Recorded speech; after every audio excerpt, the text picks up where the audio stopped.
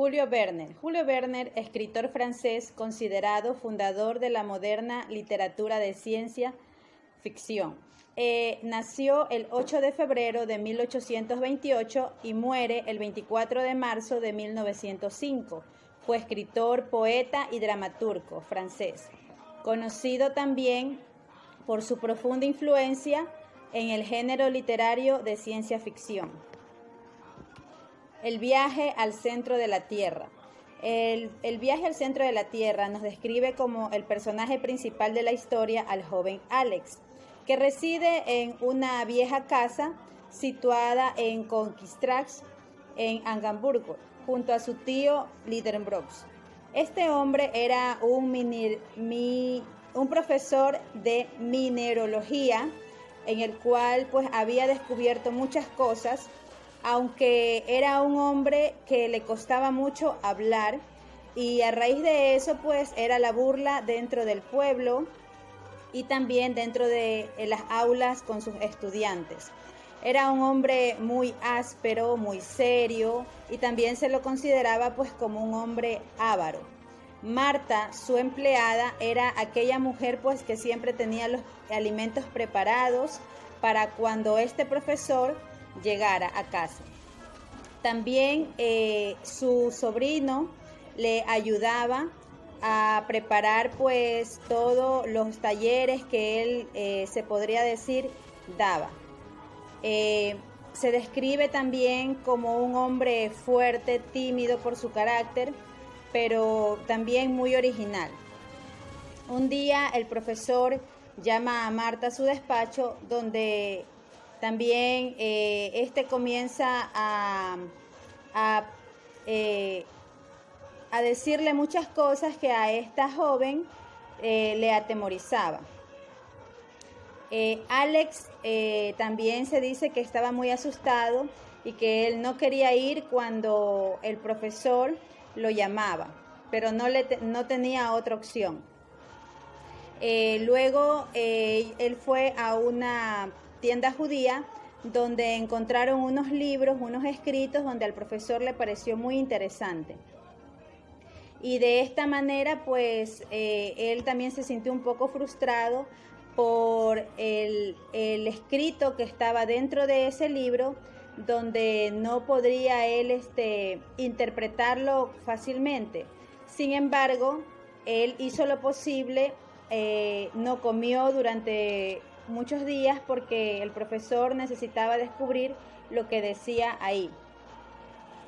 También se dice que a la mañana siguiente este profesor dice que iba camino descendiendo y acercándose cada vez más a lo que él pues quería descubrir.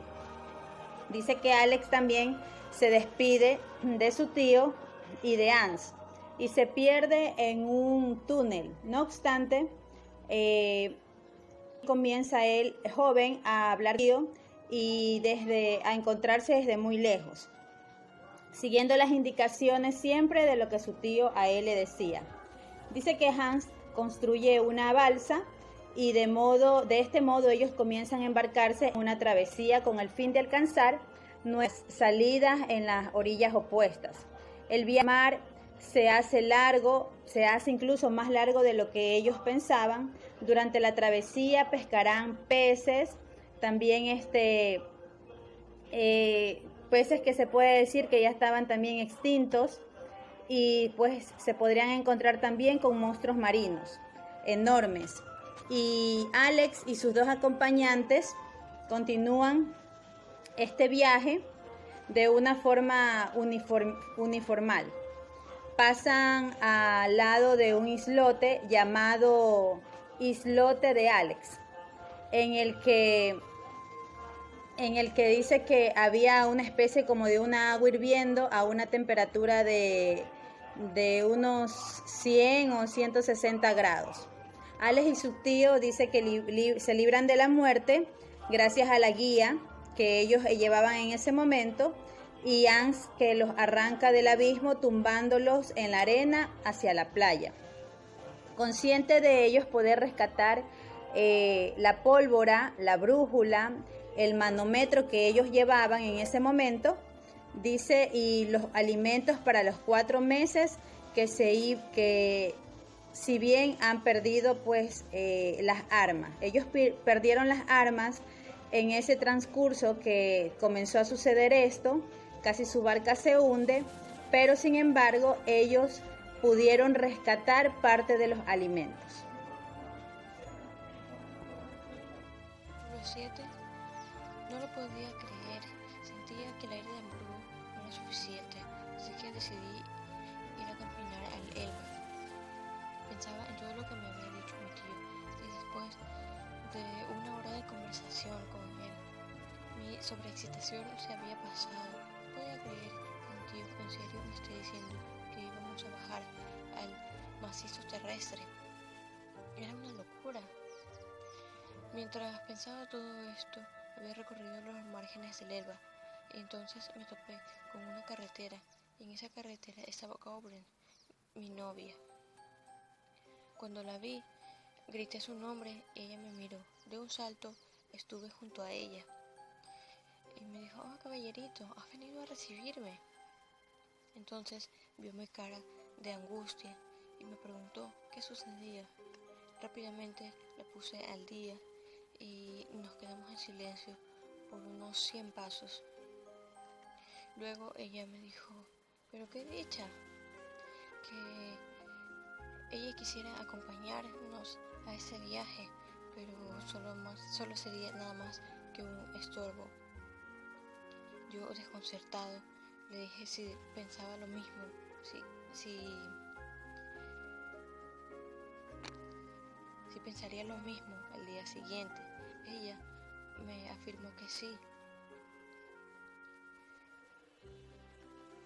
Seguimos el camino en silencio, sin despegar nuestros labios y tomarnos de la mano. Hasta que llegamos a casa, pensé que como el viaje iba a ser en junio, tal vez mi tío se arrepentiría y cambiaría de opinión y tendría más tiempo para pensarlo. Cuando llegué a casa, esperaba encontrar la casa tranquila, mi tío ya acostado y a Marta terminando de limpiar el comedor.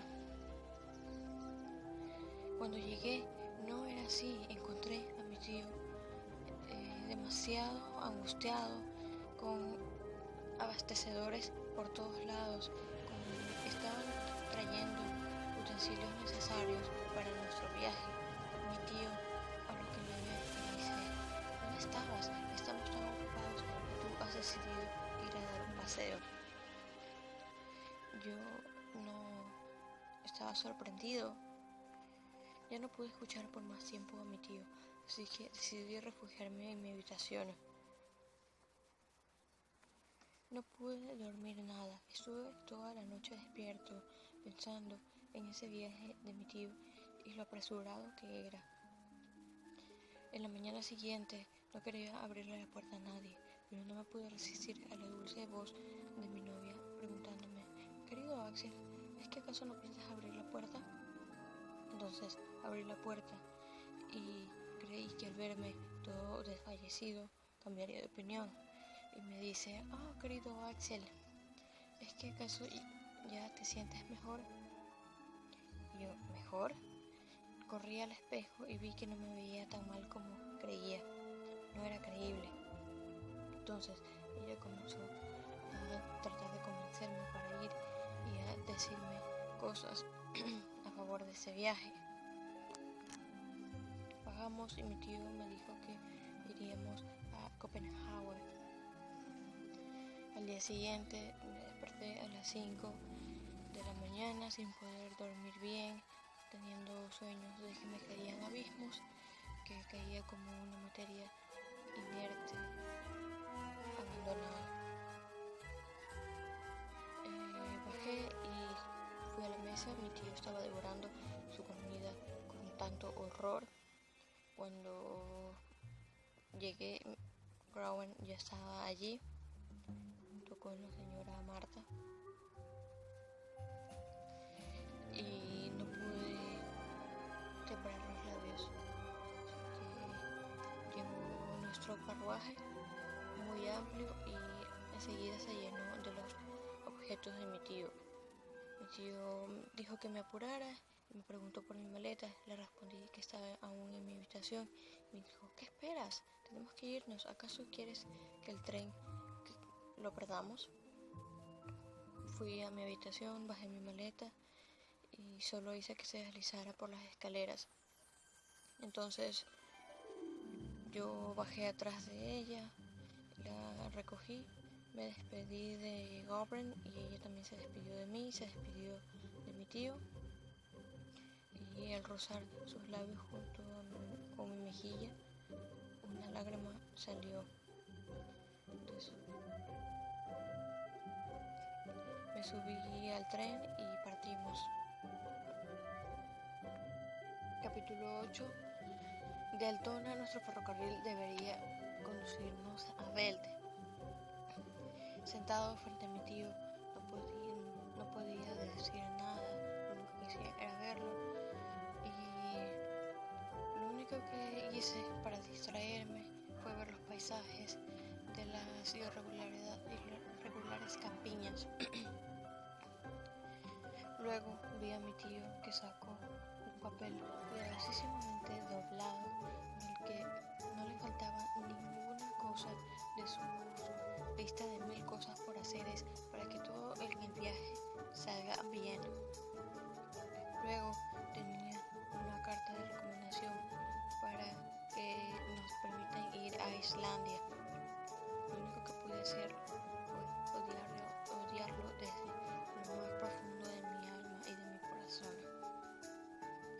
Seguimos nuestro viaje hasta que llegamos a un puerto en el que nuestras maletas fueron trasladadas a un buque de vapor, ya que estaban facturadas hasta Copenhague. Por las cuentas apresuradas que sacó mi tío, no pudo calcular que teníamos que esperar casi todo un día para poder tomar el buque. Así que lo único que hizo mi tío fue insultar y maldecir a todos los administradores de ferrocarriles y buques. Y yo haciéndole coro, a lo que habló con el capitán del buque, y el capitán del buque lo mandó a dar un paseo. Entonces fuimos a recorrer la ciudad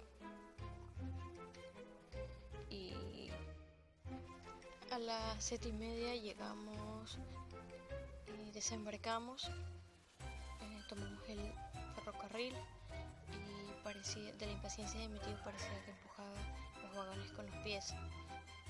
Mientras avanzábamos, exclamó mi tío, ¡oh, el Sand! Que era un brazo de mar que mientras avanzamos lo habíamos descubierto, y había un edificio grande, muy llamativo, y un pasajero dice, es un manicomio. Y yo pensé, ni en ese manicomio de amplias dimensiones podrá contener toda nuestra locura y la locura del señor Lidenbrock. Cuando llegamos al hotel, mi tío, en calidad de políglota, habló con el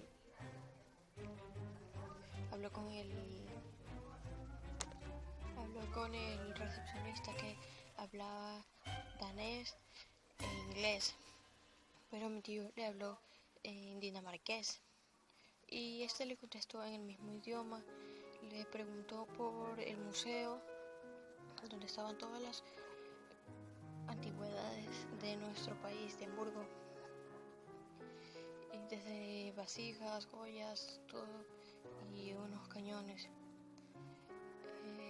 La carta que tenía mi tío era para él, para el señor Thomas, que generalmente dos sabios no se llevan bien, pero en esta ocasión lo recibió muy bien, incluso a su sobrino. Nosotros fuimos en calidad de que íbamos solamente a conocer la cultura y todas las maravillas que tenía Islandia. Obviamente mi tío no le contó de su intención de ir al centro de la Tierra, eso era un secreto. El señor Thomas nos ayudó a conseguir una barca, un bote que nos lleve a Copenhague, que nos lleve a Islandia. Y ya que ya habíamos llegado a Copenhague y encontramos la barca llamada Valkyria, que el capitán estaba muy acostumbrado a ir a Islandia, así que no le pareció nada que nosotros queramos ir. Mi tío estaba tan entusiasmado que apretó con mucha fuerza la mano del capitán, y este, sorprendido por tanta emoción, nos cobró el doble. Aprovechándose de esto, nos cobró el doble de lo normal, pero mi tío pagó sin siquiera regatear el precio. El capitán dijo que regresemos el martes y nos fuimos junto al señor Thomas a la ciudad. Yo estaba entusiasmado de conocer la ciudad, pero mi tío no miró ninguno de los hermosos lugares que estaban ahí.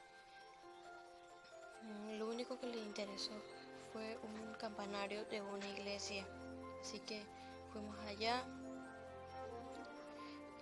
El guardia que estaba afuera nos entregó una llave y comenzamos a subir una escalera en forma de espiral que, a medida que íbamos subiendo, estaba al aire libre.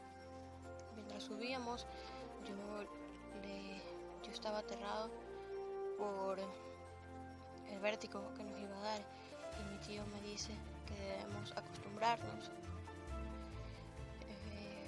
Después de 150 peldaños, después de haberlo subido, comencé a sentirme muy mal, ya que empezaba la parte en la que los peldaños ya no estaban en una parte sólida, y apenas estaban sujetos por una delicada barandilla.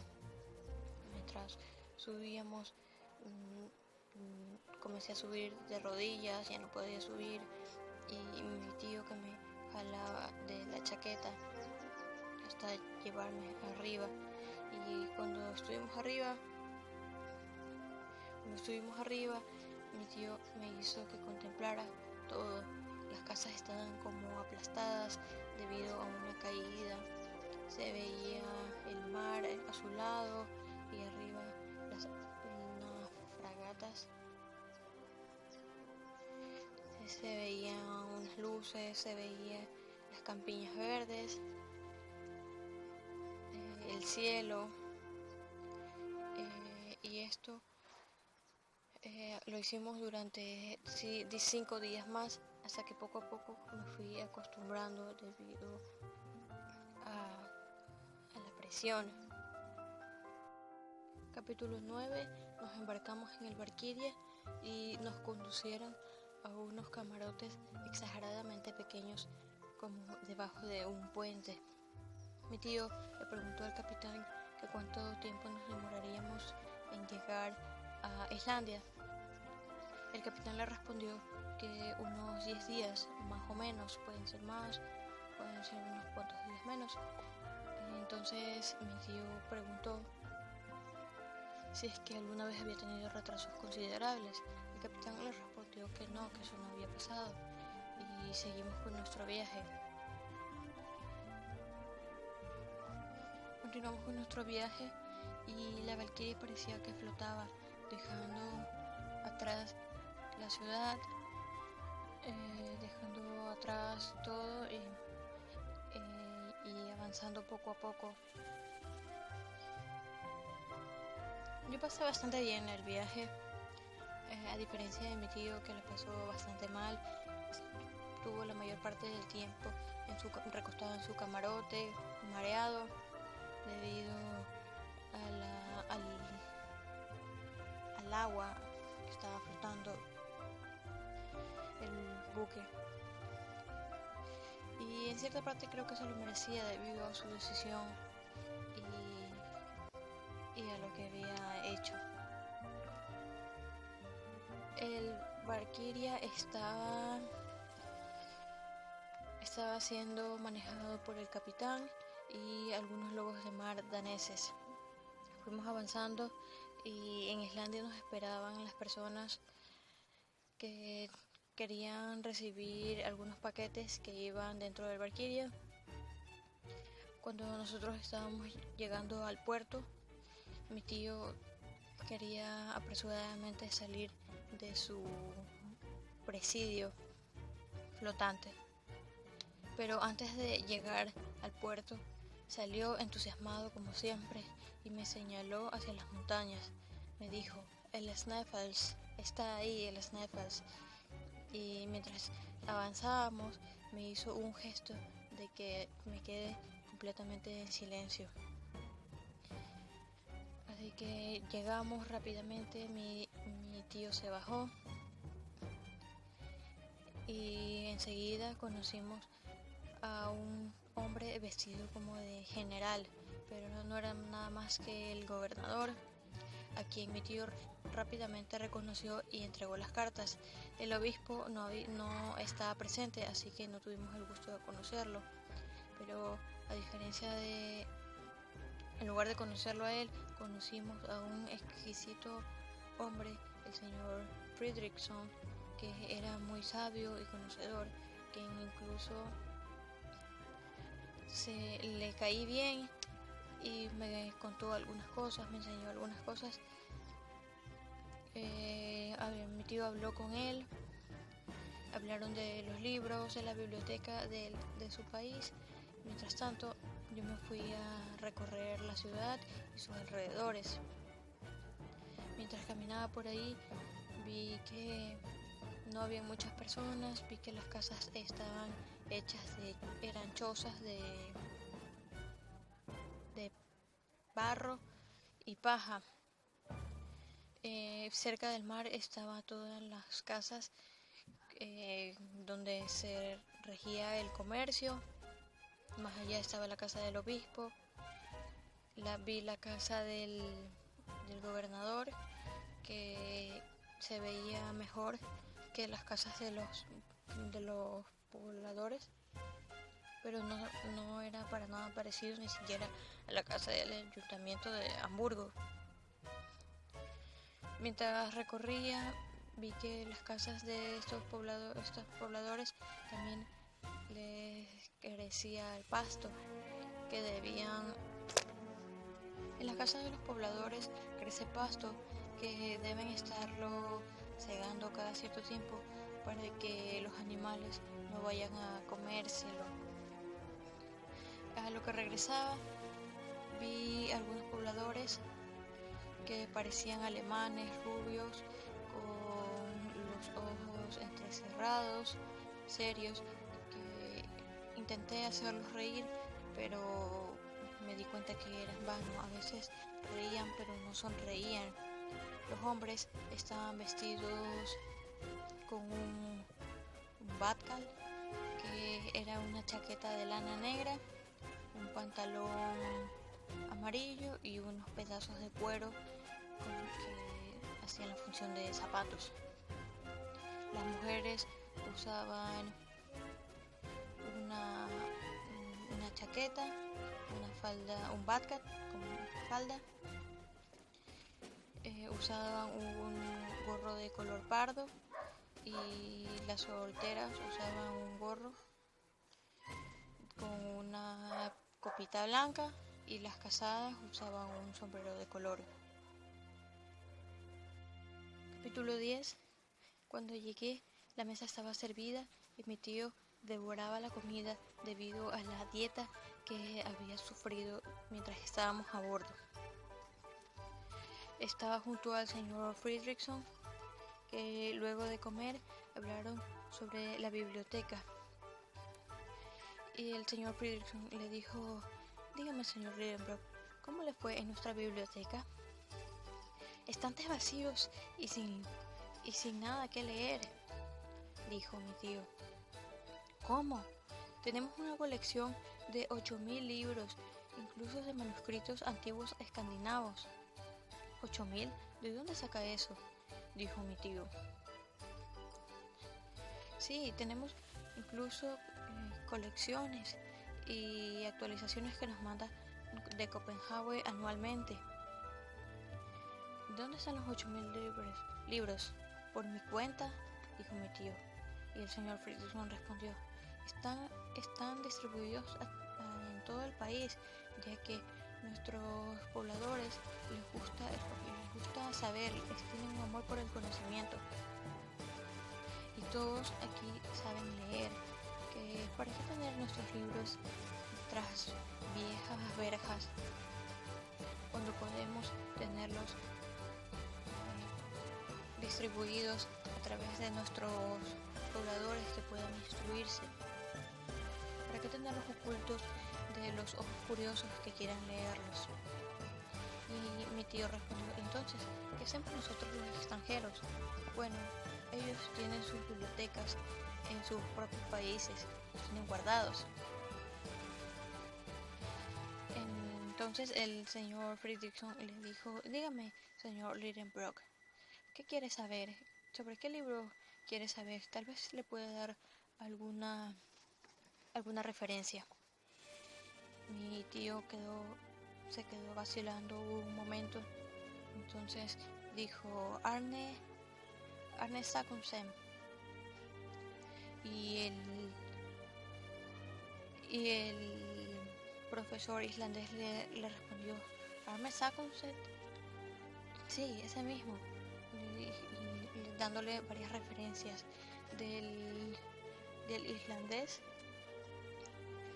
Sí, entonces después de dar algunas referencias más sobre el libro, le dijo y mi tío, dígame, ¿tiene el libro? No, no lo tenemos. ¿Cómo? ¿Por qué? Preguntó mi tío. No, no lo tenemos, respondió el señor Friedrichson, porque el señor Arne Saknussemm, al ser un protestante, fue perseguido en Copenhague y todas sus obras fueron quemadas en 1513. Entonces mi tío respondió, exacto, magnífico. ¿Qué dice? Murmuró el señor Friedrichson. Sí, el señor Arne Saknussemm dejó oculto un secreto. ¿A qué se refiere con esto? ¿Cómo sabe eso? Y dijo, bueno, solo es una suposición. Y el señor Friedrichson, a ver la tribulación de mi tío, no preguntó más. Estas conversaciones se daban en danés, en latín, para que yo no me pueda quedar mucho tiempo en la conversación. Pero cierta parte de la conversación le hablaron en latín, que yo sí pude entender.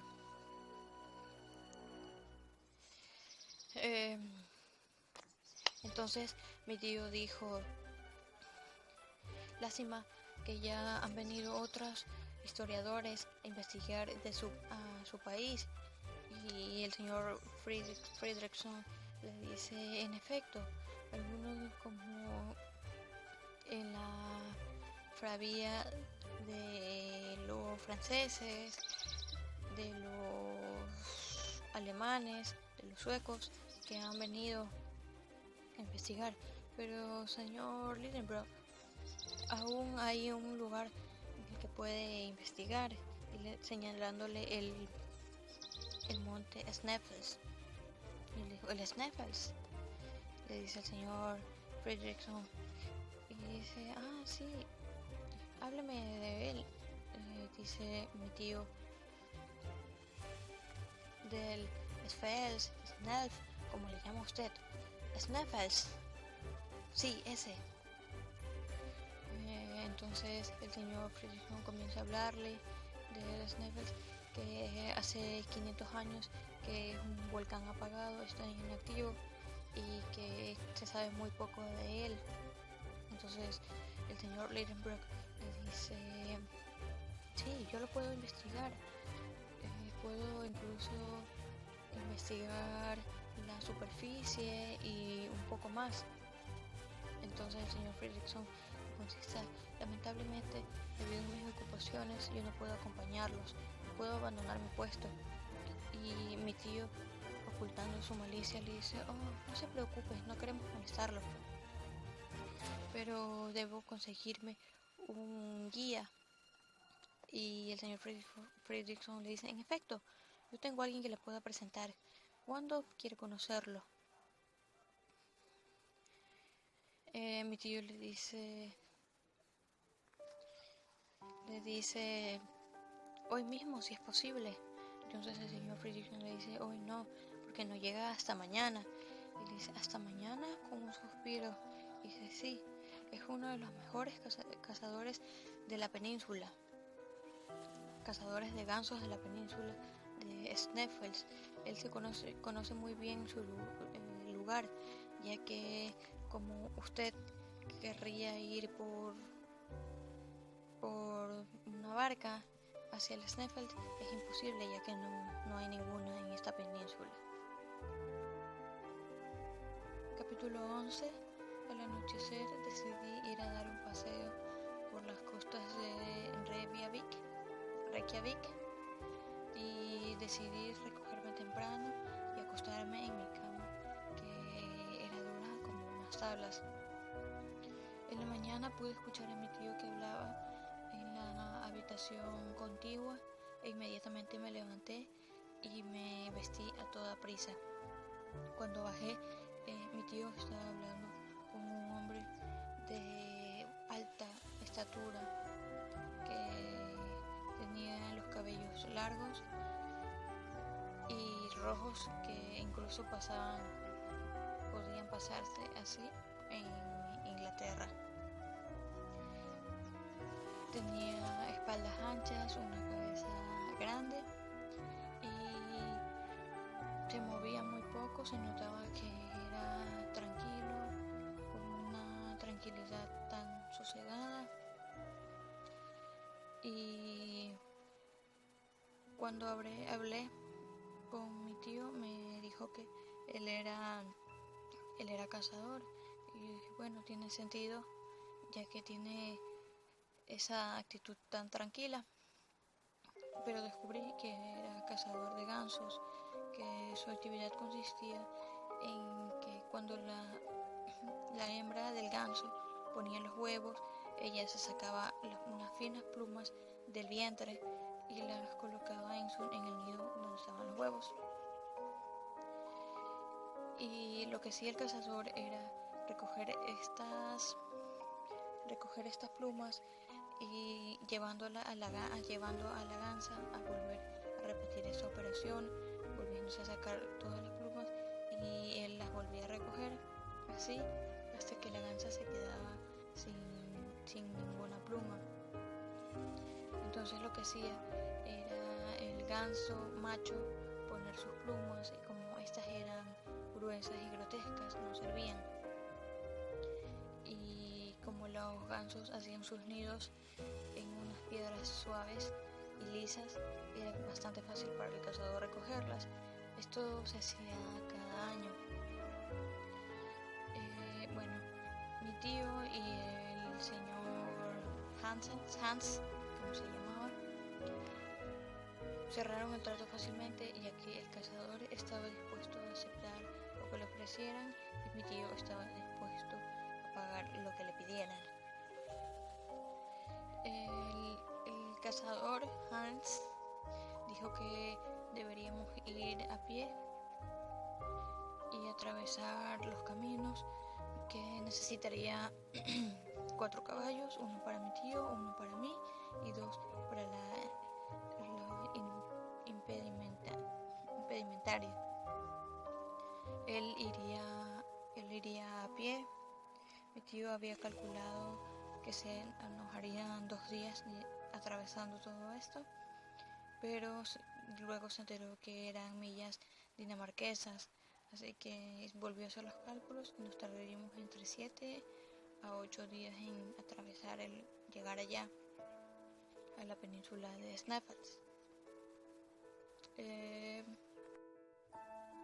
Capítulo 12. Habíamos emprendido nuestro viaje y Hans nos guiaba caminando y los caballos le seguían. Yo estaba montado en el caballo y veía a mi tío, que estaba muy contento, hostigar a su caballo con el látigo. Y yo disfruté del paisaje. Decidí ponerle buena cara al mal tiempo, ya que ¿qué era lo que íbamos a hacer sino visitar un volcán inactivo y recorrer el país más curioso? No podía decidir sobre mí, así que decidí ver de la mejor manera lo que estaba viviendo. Tuvimos que atravesar oblicuamente el país y los caballos subían las laderas de manera instintiva y lo hacían sin titubear. Mi tío estaba encantado y decía: ¡qué magnífico animal! Yo solo podía verlo y sonreír, ya que también nos veíamos bien montados en los caballos. Mi tío era tan alto que parecía un centauro con 6 pies. Avanzamos hasta que llegó la hora del almuerzo y lo compartimos con Hans. Mi tío le preguntó dónde íbamos a descansar y lo único que dijo fue Garter. Garter es un poblado que nos faltaba como 1.001 millas para llegar. Terminamos de almorzar y Hans solo se levantó y siguió, los caballos le siguieron y seguimos con nuestro camino. Mi tío estaba fascinado con los caballos, decía que ellos no dudaban, que si tenían que meterse al agua lo harían sin ni siquiera pensarlo. Cuando llegamos, después de avanzar, cuando llegamos al río, el caballo no quiso atravesarlo, lo olfateó, pero no quiso. Mi tío lo hostigó, le dio con el látigo, terminando por botar a mi tío del solomo, al jinete, que ahora se convertía en transeúnte. Mi tío estaba avergonzado y encolerizado por lo que le había pasado como un general que lo bajan a infantería. Maldito animal, dijo él. Y Hans le dijo una palabra en alemán y mi tío lo tradujo diciendo Varga. Perfecto, ¿por qué no lo habías dicho antes?, respondió él. Y Hans volvió a responder algo y que significaba que teníamos que esperar que baje la marea. Esperábamos con los caballos y otros pasajeros más hasta las 6 de la tarde, que pudimos montarnos a la barca y atravesar el río para al fin llegar a Garter. Lo que llevaríamos estaba dividido en 4 grupos: en una parte la indumentaria, en otra parte las armas, en otra parte la vestimenta y la comida. Llevábamos termómetros, armas, algodón de pólvora, alimentos que nos servían como para alimentarnos 6 meses, pero no llevamos agua, ya que mi tío esperaba encontrar manantiales y llevábamos unas calabazas para ir a recoger el agua, que a mí me parecía que era una mala idea, ya que solo llevamos ginebra. Mi tío y yo tuvimos una cena con el alcalde y otros invitados. El señor Fredrickson no estaba presente en la cena semi-formal porque el alcalde y él no estaban de acuerdo en asuntos administrativos, así que no se trataban. Durante la cena no entendí nada de lo que decían porque hablaban en otro idioma y solo noté que mi tío nunca dejó de hablar. Y luego mi tío se despidió y en la mañana siguiente me despertaron los sonidos de caballos que pifiaban. Me vestí rápidamente y cuando bajé vi al señor Hans que estaba terminando de poner la impedimentaria de mi tío en los caballos y mi tío que no dejaba de hablar. El señor Hans terminó de subir todo, nos despedimos del señor Fredrickson. Nos despedimos, mi tío les agradeció en islandés por su amabilidad y estaban todos muy contentos. Yo me despedí del señor Fredrickson también y él me dijo una frase que estaba bastante relacionada con lo que íbamos a vivir, que eran pobres los viajeros por las incertidumbres que las esperan. Nos hablan más de una noche en Islandia, donde hace frío y mucha hambre, pero fueron recibidos en una mansión que les tendieron la mano, dándole una cabaña donde había 4 habitaciones. Respectivamente le dieron una habitación con una cama de heno con olores desagradables. Luego de eso recibieron la invitación para conocer la cocina. Estando en la cocina se dieron cuenta que era un poco anticuada. Estando ahí conocieron a la esposa del dueño, quien era madre de 19 hijos. Luego de esto cenaron y le dieron respectivamente la comida, pero la comida un poco desagradable. Respectivamente luego de esto fueron a descansar a su habitación. Al día siguiente se despidieron para seguir su camino. En este trayecto encontraron un leproso. Esto era muy común en Islandia. El 10 de junio seguían su camino lleno de montañas, recorriendo millas por terrenos de lava descendía por las montañas con una corriente inmensa. Para esto era necesario avanzar al oeste. El 20 de junio llegaron a Optir. Es una aldea donde querían descansar, pero el tío dijo que no era necesario el descanso, pero el descansar era necesario porque tenían que seguir su camino. Al día siguiente, después de 24 horas de marcha, siguieron a Stapi. En Stapi, un lugar donde había 30 chozas, todo esto estando sobre un mar de lava, bajo los rayos de sol que reflejaban por el volcán. Esta naturaleza era un poco extraña, pero esto se ve relacionada con el arte. En el camino observaron diferentes paisajes formados por montañas, océanos y volcanes. Todo esto, sorprendentemente para ellos, a la vez es la última etapa de su camino, llegando a una cabaña donde el cura, que le dieron una habitación, ya que esto no practicaba la hospitalidad en el trayecto de este recorrido. Se dieron cuenta que la clase de persona que era el párroco era descortés y grosero. Al día siguiente deberían marcharse para reconocer el cráter del volcán, donde eran guiados con precaución marchándose de la rectoría para ir al centro de la Tierra.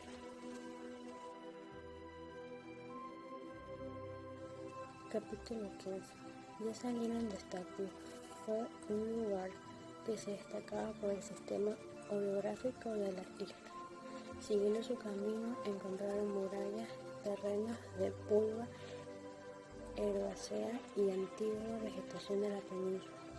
Junto al sobrino del profesor vieron el interés por la curiosidad de la historia geográfica de Islandia. Esa isla era curiosa por los fondos de mares de época moderna. Todo esto se da por el origen de la acción de los fuegos. Esta hipótesis le da para examinar atentamente la naturaleza del suelo, sobre todo la procedencia de la isla. A medida que subían por el terreno, que era muy peligroso, llegó la noche y era muy fría de lo normal. El profesor le dijo a Alex que era necesario descansar. Alguien se quedó vigilando estando al pendiente. A la mañana siguiente siguieron con su caminata hasta alrededor de la noche, llegando a la cima de Snæfell, donde tuvieron tiempo para ver el sol de la medianoche. Capítulo 16. Cenaron muy rápido, ya que esta era una situación muy incómoda por los 5000 pies de altura sobre el mar. Esa noche descansaron muy bien, al despertar por la mañana con un sol brillante. Alex fue a la cima de Snæfell para describir la mayor parte de la isla, donde vio a su derecha montañas y al oeste completamente de océanos. Luego siguieron explorando. El tío nuevamente vio al oeste y señaló que había vapor, un ligero vapor, por donde encontró chimeneas que le arrojaban fuego, pero esto no lo vieron tan importante. Luego el profesor resbaló, desapareció gritando el nombre de Alex. Este se acercó por el nombre que gritaba el profesor Ramírez. A esto le hizo reflexionar a Alex, pero el profesor seguía en el fondo del cráter descansando. En cambio, Alex no podía seguir recorriendo las rutas, por lo que fue buscando una cuerda para ayudar a subir al profesor. El 25 de junio se ocultó el sol nuevamente. Al día siguiente fue un día oscuro, opaco, lloviendo y cayendo nieve. El 28 de junio fue un día con un sol resplandeciente. Ya empezó el viaje al centro de la Tierra. Alex estaba muy confundido, pero esto no le quitó el miedo al peligro, para poder recordar todo lo que estaba pasando, ya que esto sería un lindo recuerdo al llegar a la ciudad. Después el profesor buscó algo para bajar a cada uno de ellos, ya que estaba en una montaña. Cada uno tenía que cargar provisiones, herramientas, elementos delicados y graves. A todo esto ellos empezaron a descender, bajando de la cueva, bajando el tío, Hans y Alex. Pero en el trayecto Alex resbaló, ya que seguía con un poco de temor. Ellos estuvieron algunas horas bajando la cueva hasta que llegó la hora de comida, que era hora de reposar en piedras con un poco de helado. Así, abriendo sus primeras provisiones, luego de esto fueron a dormir. Capítulo 18. Al despertar con un rayo de luz, a Alex le pareció que había mucha tranquilidad de lo normal, donde estaba, ya que en la ciudad esto es todo lo contrario. Pero muchas veces la tranquilidad no es tan buena porque asusta. En sus herramientas tenían un barómetro, que esto servía para ayudar a medir el oxígeno, y esto le ayudaría a informarles de todo lo que estaba pasando. Llegó la hora del almuerzo, comiendo lo suficiente porque tenían un camino largo que seguir sin paradas. El profesor cogió una serie de apuntes con todas las herramientas que habían llevado. A Alex todo esto le parecía muy interesante, sacando la brújula, y se dio cuenta que iba en camino recto, casi con la misma temperatura, llegando hasta la noche, que era un tiempo necesario de descansar. El aire era ventilado más de lo normal. Era la hora de comer. El profesor seguía con su hipótesis, lo cual se acercaba a lo más aceptado con las indicaciones de los apuntes y con el barómetro. Capítulo 19. El día siguiente es martes 30 de junio. A las 6 de la mañana reinauguramos nuestro descenso por la galería de lava, previamente rampa natural. Imaginaba los torrentes de fuego contra los ángulos de la galería y la acumulación de los vapores recalentados en aquel estrecho lugar. No había necesidad de precaverse, ni salvajes ni fieras, que son las razas más dañinas de la tierra. Era evidente que habíamos abandonado el camino de las lavas y el que seguía No podías conducir al fondo de Netflix. Tomé tiempo. Tomé una concha perfectamente conservada permanecía en un animal semejante al cucaracha actual. Me acerqué a mi tía y mostrándole le dije: «Mire usted, ¿qué me muestra ahí?». Respondió tranquilamente: «Esa es la concha de un crustáceo perteneciente al orden ya extinguido de los triglomites, ni más ni menos». Capítulo 20. En efecto, era preciso economizar este líquido. Por nuestra previsión, no podía durar más de 3 días, como puede comprobar por la noche. A la hora de cenar, y lo peor del caso era que había pocas esperanzas de no encontrar ningún manantial en el periodo de aquella transición. En la mayoría de los mármoles se observaban huellas de animales primitivos, pero desde la víspera de la creación no había procesado de manera evidente. Los mares devonianos estaban habitados por gran mayoría de animales. Toda la historia del periodo de la hulla estaba escrita sobre las paredes sombrías, cuyas diversas fases podían fácilmente investigar un geólogo. Los lechos de carbón podían separarse por capas compactas de arcillas o de esperón, o comos de aplazados por las capas superiores. Por los climas no existían todavía en los globos, y el globo tenía un color tórrido que medía la misma intensidad que en el Ecuador que a los polos. ¿De dónde procedía? Del interior de la Tierra. Por otra parte, ¿qué necesidad había de ellos? Toda vez que la hulla se haya repartido, por decirlo así, nada más entre lavas y quistos. En cambio, se notaba un olor muy pronunciado a protocarburo de hidrógeno, lo que me hizo advertir enseguida la presencia de aquella valería de una gran cantidad de ese peligroso fluido que los mineros designan como nombre de griso. Siglo XXI. Al día siguiente partimos de madrugada. Teníamos que darnos prisa, porque nos hallábamos a 5 jornadas. Una vez estuve a punto de caerse en movimiento. Entonces hacíamos alto, y mi tío y el islandés me animaban más de lo mejor que podía, pero yo veía que el primero podía detenerse contra el extremado cansancio. Por fin, el 8 de julio, arrastrando contra las rodillas y las manos, llegamos medios muertos al punto de la alteración.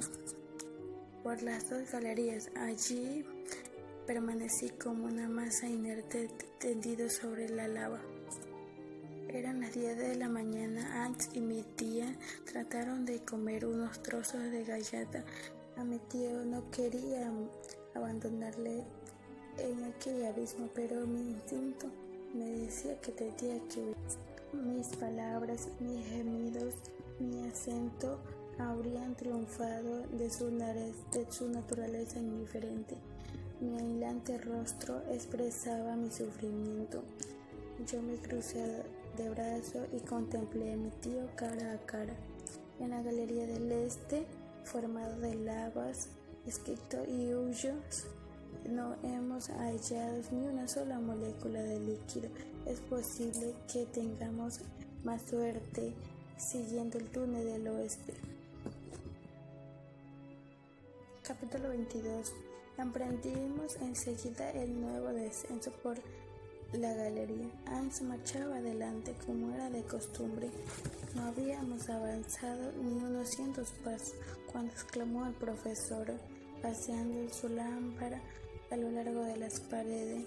Cuando la tierra se fue enfriando poco a poco, de los primeros días del mundo, la disminución de su volumen produjo en su corte dislocación, cortura. La galería que recorrimos era una de esas grietas que derramaba en otros tiempos los granitos destructivos, Los recodos formaban un explicable laberinto, un extremado primordial en la ciencia geológica.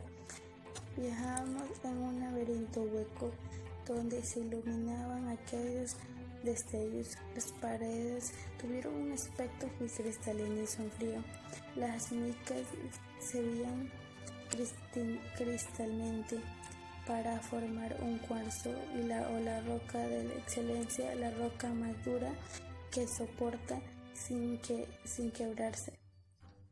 Nos hallábamos encerrados en una prisión de granitos. Sin embargo, en medio de su por creí percibir un ruido. El túnel se quedó oscuro. Miré con mayor atención y miré que desaparecía el irlandés con su lámpara en la mano. Había sentido un ruido que no había llegado hasta mí. Capítulo 23. En una hora en mi mente habían pasado las ideas más absurdas.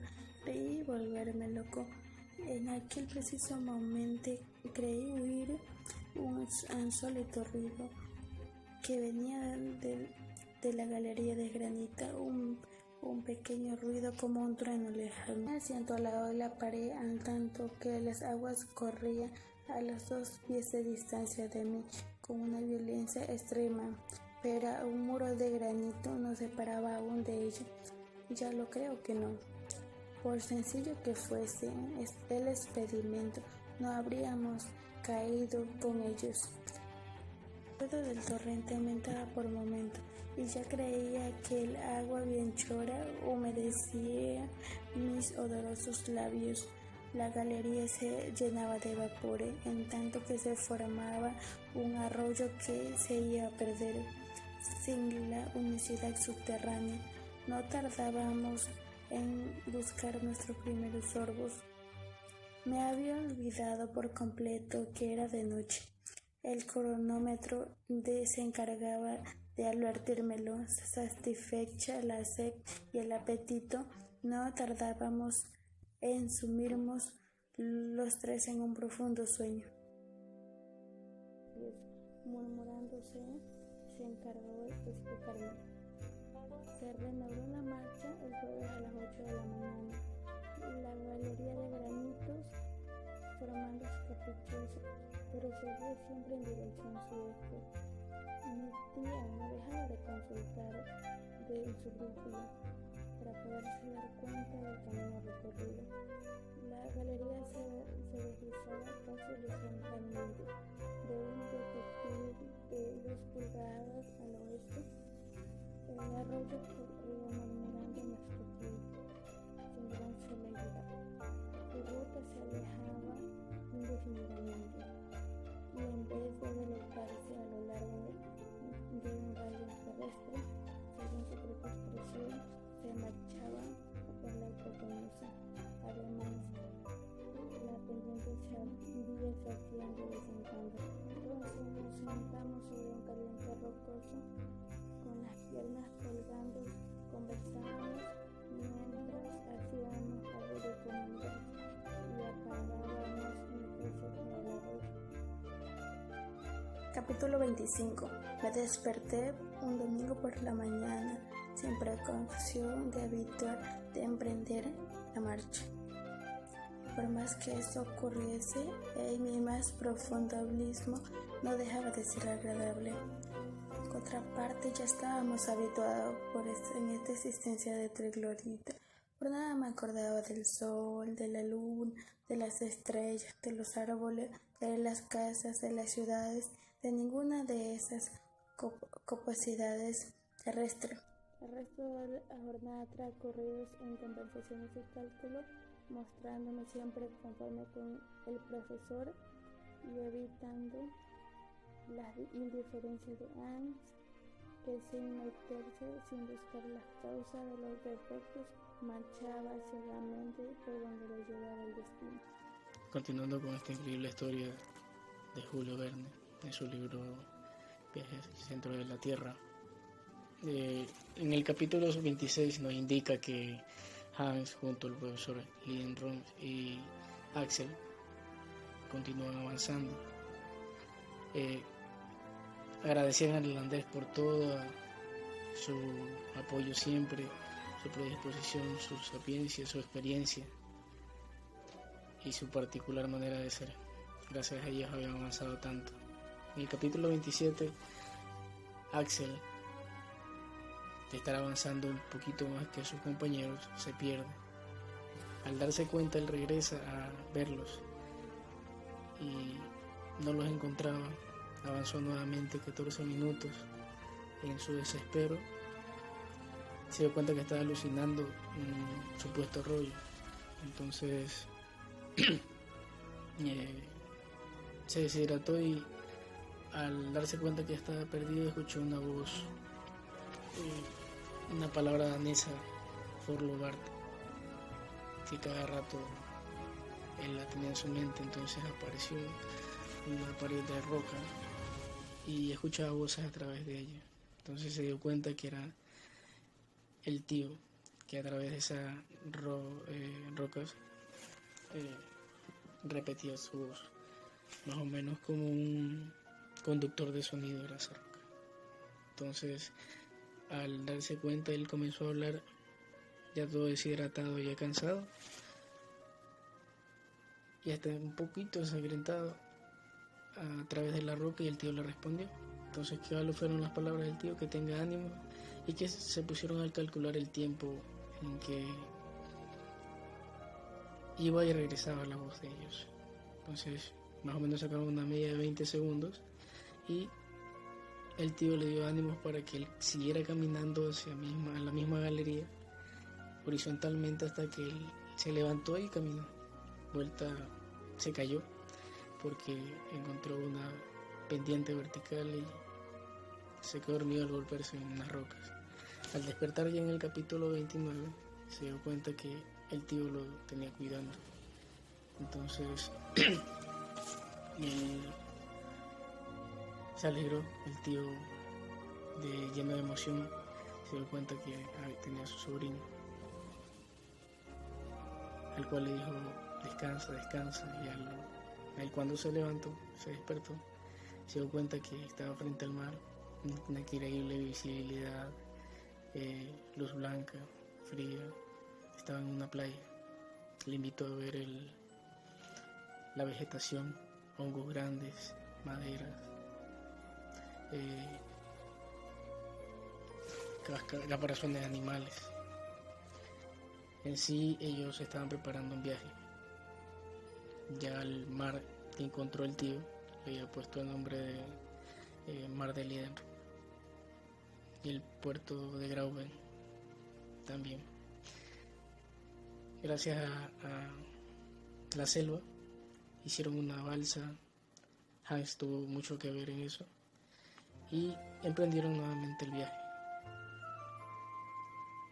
hasta que zarparon del puerto de Grauben y continuaron con su historia.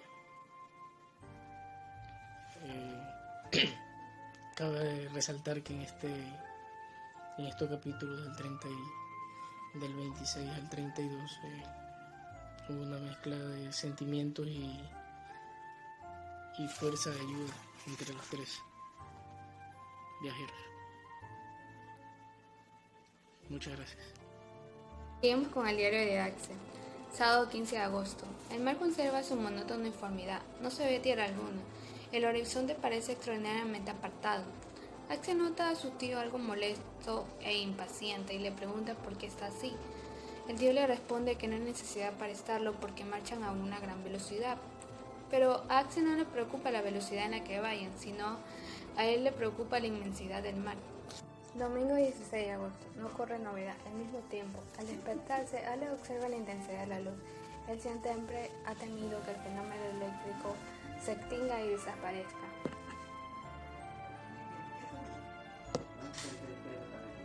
El profesor sondea con frecuencia y ata un pico y al otro extremo una cuerda. Lunes 17 de agosto. Axel procura recordar los instintos de los animales antediluvianos que hicieron aparición hace 1000 años antes que el hombre y que gracias a sus osamentos fósiles encontrados han permitido reconstruirlos anatómicamente. Martes 18 de agosto. Llegó la noche, o por mejor decir, cuando sus ojos cerraban sus párpados, ya que en el mar en que estaban no había noche. Pasaron aproximadamente 2 horas cuando un estruendo en la balsa hizo despertar a Axel. No podía creer lo que veía en sus ojos. Era un plesiosaurio y un ictosaurio atacándose violentamente y no se daban cuenta de la balsa que estaba ahí. Decidieron hacer silencio y ver la batalla. Miércoles 19 de agosto. Gracias al viento que sopló con fuerza, los llevó lejos del lugar del teatro en la batalla. Jueves 20 de agosto. La brisa es bastante desigual con una temperatura bastante elevada. Mientras iban avanzando escucharon unos ruidos que parecían que venían de unas cataratas. Mientras más se iban acercando, Axel pensó que era un monstruo marino. Pero el tío señaló que no, que era una isla, con un geyser de agua a una temperatura de 163 grados. Viernes 21 de agosto. Al día siguiente perdieron la magnífica vista del geyser y también se acercaban a una terrible tempestad. El domingo 23 fueron arrastrados con una velocidad prodigiosa. Lunes 24 de agosto. La balsa es arrastrada a una gran velocidad y eso hace que choquen con un gran arrecife de la costa. Aquí termina el diario de Axel. Pero Hans salvó de la muerte a Axel y al profesor. Hans también recuperó la pólvora, la brújula y algunos alimentos, pero no pudo recuperar las armas ya que éstas se perdieron al impacto. Los tres repusieron las provisiones de agua con la lluvia de la tempestad. Luego los tres calcularon cuánto habían avanzado y si sus cálculos no fallaban, habían avanzado 900 leguas. Pero el profesor tomó la brújula y no podía creer lo que veía.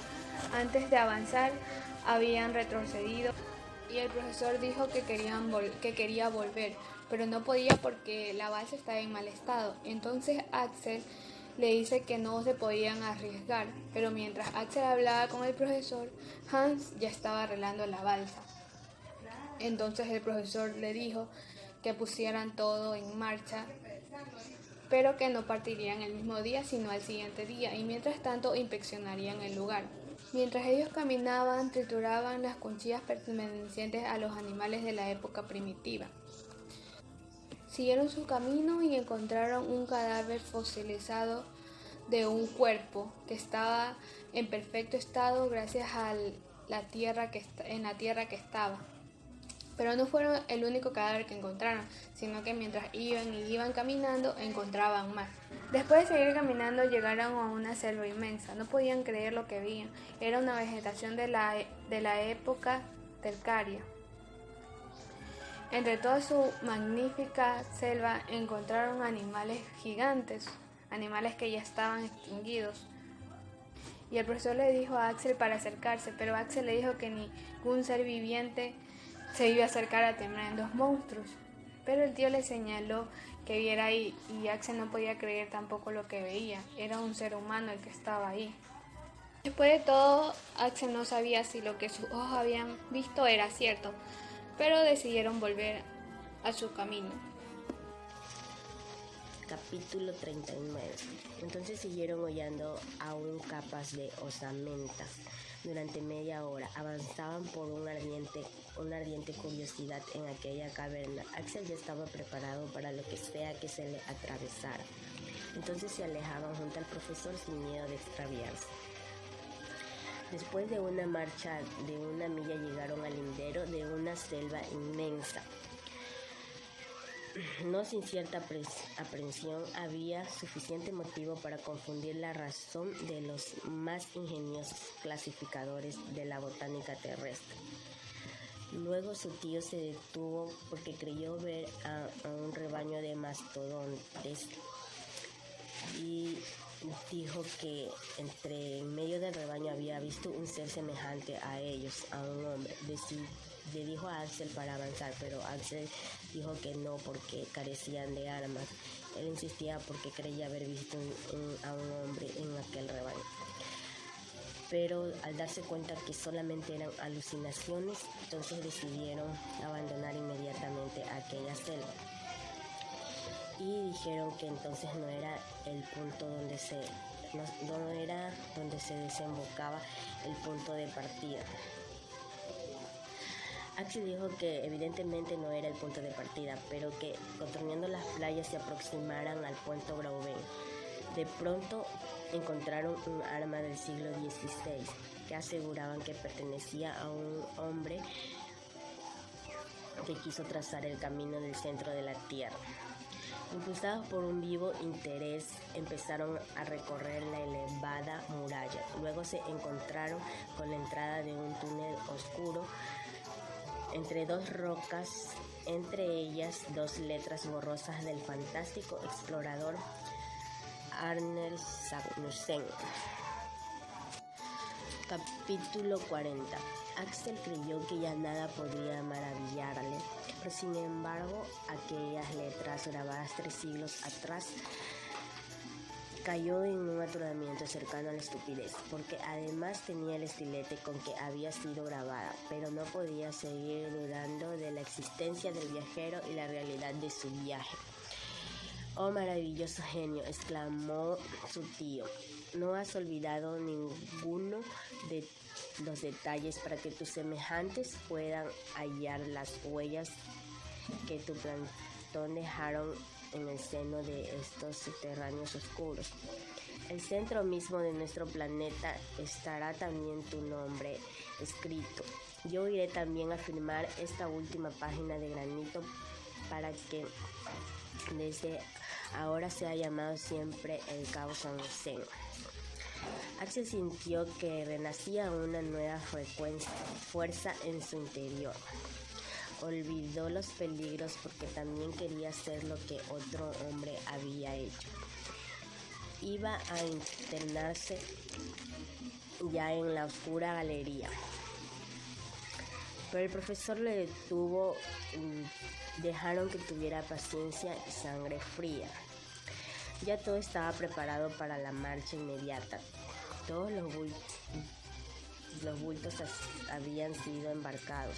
Subieron a la balsa y navegaron en demanda al Cabo San José, llevando Hans el timón. El viento no era favorable. Después de 3 horas llegaron a un lugar para el desembarco. Axel estaba muy entusiasmado hasta que avanzaron hacia la nueva galería.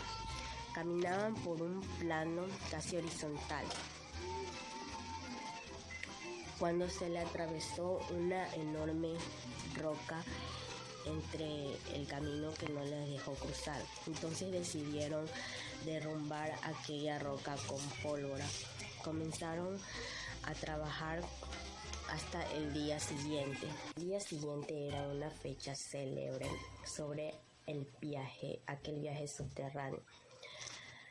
A las 6 estaban de pie. Se aproximaba el momento de abrir paso otra vez de la corteza terrestre por medio de la explosión. Su tío mandó a Axel a encender fuego a la mecha para abrir paso que obstruía la roca. Entonces Axel encendió y saltó inmediatamente a la balsa. Hans manejaba el timón, pero el viento no era favorable. Entonces su tío no dejaba de mirar el cronómetro, pero nunca se escuchó la detonación.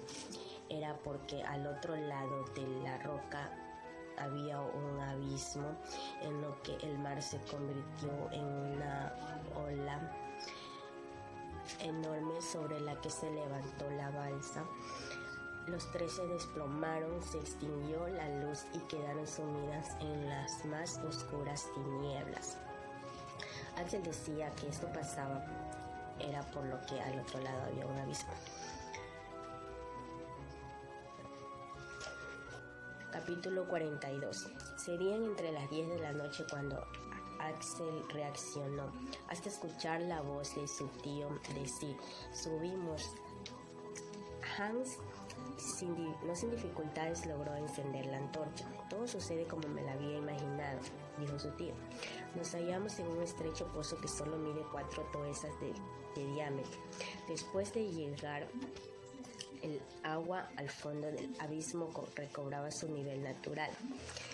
Dijo a Axel que se preparara para todos los acontecimientos, que si nada lo detiene, sí había salida en el pozo, pero de lo contrario iban a ser aplastados. Su tío respondió: la situación es desesperada, pero que había esperanzas de salvación. Le dijo a Axel que prepararan sus fuerzas y que solo quedaba un trozo de carne seca para los 3. Axel no tenía esperanza de poder salvarse. Transcurrían las horas. Axel empezaba a sentir hambre junto a sus compañeros, pero nadie se atrevía a tocar el resto de alimento que había quedado. Continuaron entonces. Crecía la temperatura de una manera inquietante. Las condiciones habían modificado las leyes generales de la naturaleza. Axel dijo que si no morían por las causas de hambre, por chocar o ahogarse, iban a morir quemados. Su tío decidió que tenían que alimentarse para recuperar las fuerzas. Tomaron los restos de carne y los pocos alimentos que le habían quedado. Después del banquete, cada cual se entregó a sus reflexiones. Su tío analizaba la naturaleza. Axel oía murmurar palabras de la ciencia geológica. Granito eruptivo, decía. Esto es granito eruptivo. He aquí los genes, he aquí los micasquitos. Pronto alcanzaremos los terrenos de la transición. Entre tanto, la temperatura aumentaba y cada vez sentía más calor. El profesor presentía una catástrofe próxima, tan espantosa como la imaginación más audaz no hubiera podido concebir. La rechazó, pero volvió nuevamente a su mente. Decidió observar la brújula y por eso la explosión habría causado una especie de terremoto. El abismo se habría abierto y convertido en torrente que les arrastraba hacia él. Transcurrieron muchas horas y se agarraba fuertemente a la balsa para no caer.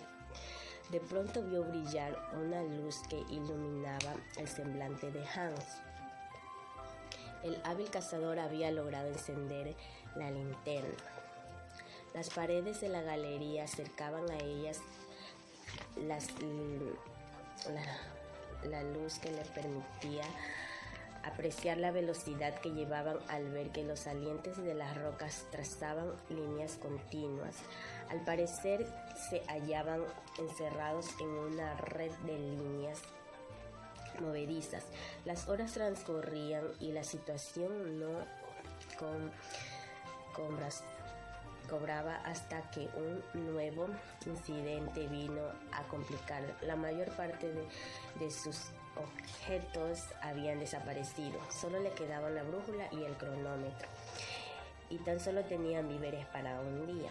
Axel quiso manifestar el desamparo, pero se quedó callado. En aquel momento se debilitó poco a poco la luz hasta que se extinguió por completo. Las pendientes de las aguas se hacía cada vez mayor. Se sintió la impresión de una caída vertical. De repente la balsa se detuvo de su caída y una tromba de agua cayó sobre ella, pero no duró. Al cabo de unos segundos estaban al aire libre. Capítulo 43. La brújula saltaba de un lado a otro con bruscas sacudidas. Su tío sabía que la corteza mineral del globo no se encontraba en estado de reposo. Las detonaciones se multiplicaban con una espantosa intensidad. Era un trueno continuo.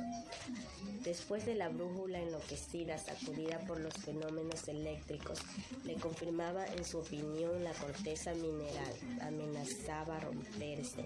Íbamos a ser triturados en aquella formidable comprensión.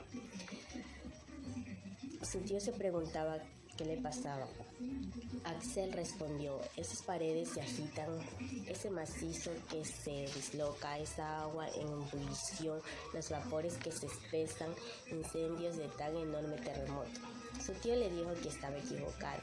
Él decía que estaba en una erupción, decía que era lo mejor que podría suceder. Axel pensó que su tío debería de estar loco.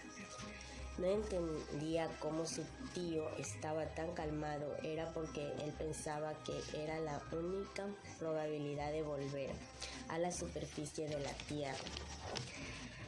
Entretanto continuaron subiendo, no cesando en toda la noche. Se sentía casi asfixiado y estaba convencido de que su última hora se acercaba. Subían empujados por un aluvión eruptivo. Debajo de la balsa había aguas hirvientes y unas pastas de larvas. Con un aglomerados de rocas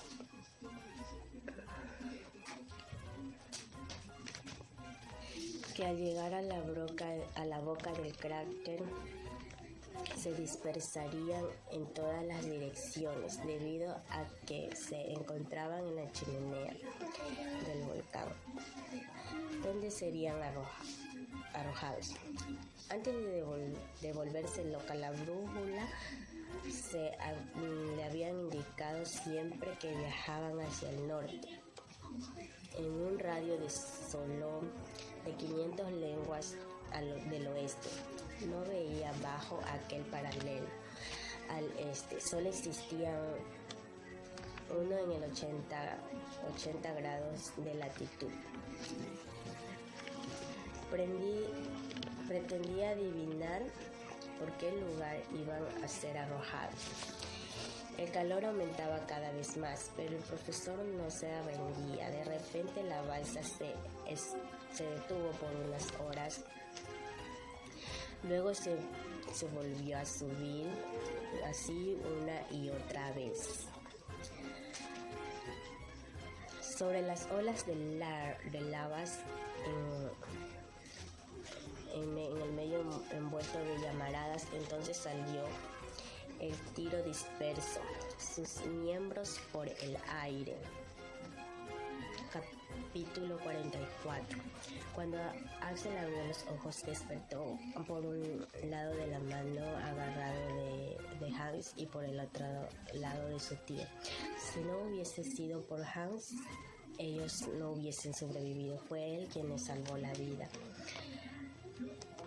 Su tío se preguntó dónde estaban y se hallaban en medio de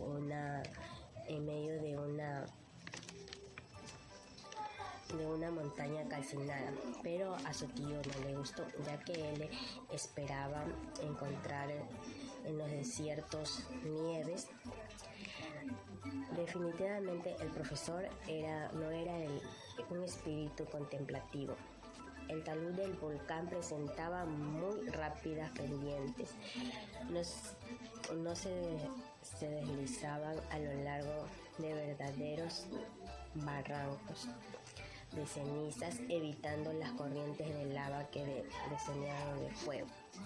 Empezaban a sentir hambre y sed, cuando de repente encontraron unos olivos granados, entonces se deleitaron de aquellas frutas. Luego descubrieron un manantial de aguas frescas en las que sumergieron sus manos y su cara. De pronto vieron a un niño, el cual se asustó al verlo. Entonces el niño salió corriendo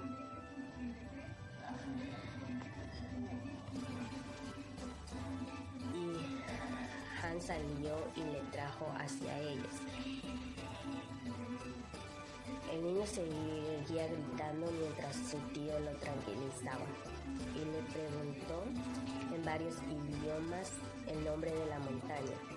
El niño no respondía. Al cabo que la paciencia del profesor se le terminó y entonces empezó a tomarle por las orejas, a lo que el niño respondió que estaban en Stromboli. Y luego se escapó. «Qué maravilloso viaje», dijo su tío. Entonces continuaron con el camino en dirección al puerto de Stromboli y llegaron a San Vicenzo. Capítulo 45. Fueron recibidos por los pescadores de Stromboli con las consideraciones de vida a unos náufragos. Entonces ellos le ayudaron con vestidos y víveres. Después de una embarcación pequeña, les condujo a Messina, donde ellos guardarían reposo para reponer sus fuerzas. El 4 de septiembre se embarcaron a bordo del Volturne. 3 días más tarde tomaron tierra en Marsella, sin más preocupación que tan solo era la brújula. El 9 de septiembre llegaron por la noche a Hamburgo. Entonces Marta se sorprendió, estaba muy contenta al ver el retorno de su querido y amado Axel. A lo que ella le dijo: «Ahora que eres un héroe, no tendrás más razones para separarte de mí». Axel le miró y ella, entre lágrimas, le sonrió. Gracias a las indiscreciones de Marta, la noticia de su partida al centro de la tierra se había regado por todo el mundo. Pero nadie le creyó y al ver el regreso tampoco se le dio crédito. Sin embargo, la presencia de Hans y las informaciones de Islandia modificaron la pública opinión. Entonces Lidenbrock llegó a ser un personaje muy importante y Axel el sobrino de un ilustre sabio. Entonces la vida de Hamburgo les dio una fiesta en su honor, entre la que el profesor hizo un detallado relato de su expedición, omitiendo los hechos extraordinarios relativos a la brújula. Hans, a pesar de sus ruegos, se marchó. El hombre a quien debían todo no permitió que le pagaran la deuda. Ellos